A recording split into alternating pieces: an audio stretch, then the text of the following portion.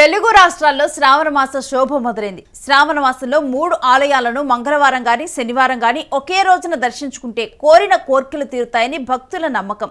ఇవాల్టి నుంచి ఆగస్టు 23 వరకు ఉత్సవాలు జరగనున్నాయి. ఈ మాసంలో 5 శనివారాలు 4 మంగళవారాలు వచ్చాయి.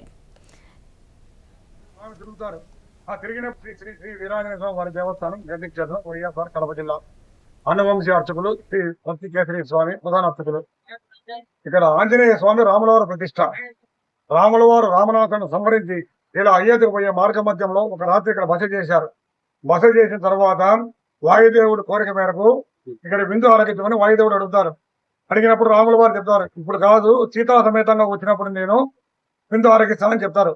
ఆ సీతా సమేతంగా లంకా దహనం తర్వాత తిరుగు ప్రయాణంలో రాముల వారు ఇక్కడికి వస్తారు, గండి క్షేత్రానికి వచ్చి ఇక్కడ విందు ఆరగించిన తర్వాత ఆంజనేయ స్వామి చేసినటువంటి పరాక్రమానికి ఆయనకి ఏదో ఒకటి గుర్తుగా చేయాలనుకుని ఇక్కడ స్వామివారి పెద్ద గుండుకు స్వామివారి రామబాణంతో చిత్రం గీయడం జరుగుతుంది. మొత్తం చిత్రం గీసేటప్పటికీ శుభగడియలు దాటిపోతాయి.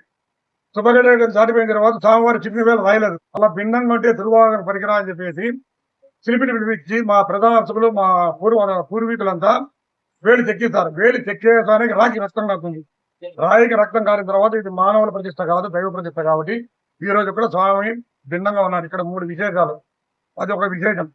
తర్వాత వచ్చేసి స్వామి నది ఉత్తరవాహిని, అంటే మామూలుగా అన్ని ఉత్తరం నుంచి దక్షిణానికి పడతాయి, ఇక్కడ దక్షిణం నుంచి ఉత్తరానికి పడతాయి. ఈ నదిలో ఎవరైతే స్నానాలు, పాపాగ్ని నది దీని పేరు, ఈ నదిలో ఎవరైతే స్నానాలు చేస్తారో పాపాలని హరించిపోతాయని అది ఒక ప్రతీతి. తర్వాత వచ్చేసి 18-18 మధ్యలో స్వామివారికి మకర తోరణాన్ని నిర్మించడం జరుగుతుంది.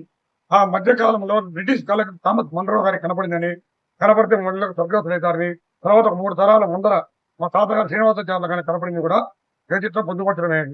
తర్వాత వచ్చేసి ఇక్కడ విశేషం ఏమంటే ఈ ప్రాణమాసాలను 23వ తేదీ 25వ తేదీ మొదలవుతుంది. ఇక్కడ 25వ తేదీ నుంచి రేపు నెల 23వ తేదీ వరకు ప్రాణమాస మహోత్సవాలు అత్యంత వైభవంగా జరుగుతుంది.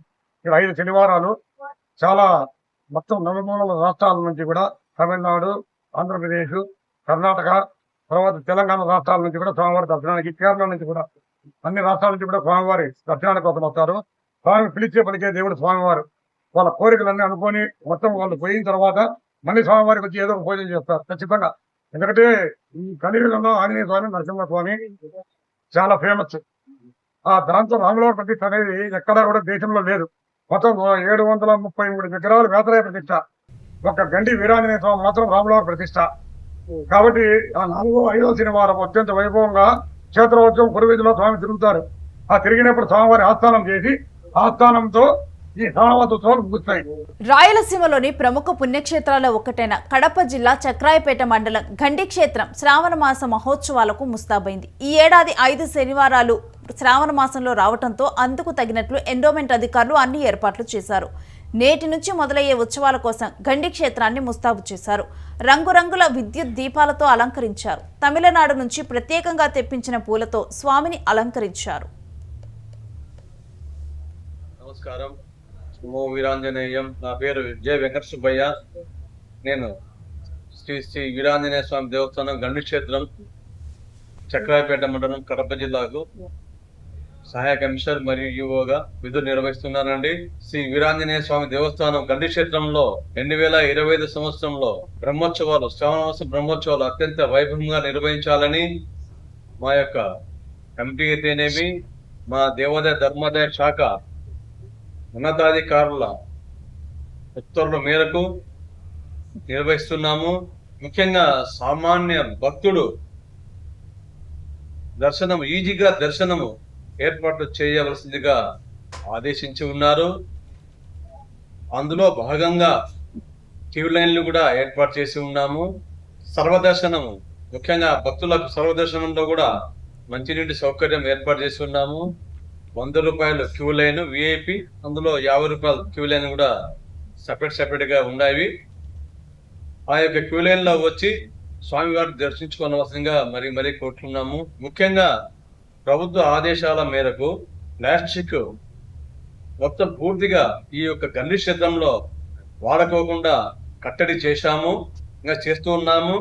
పాపాగ్ని నదీ తీరంలో ఈరోజు శుభ్రం చేయించాము.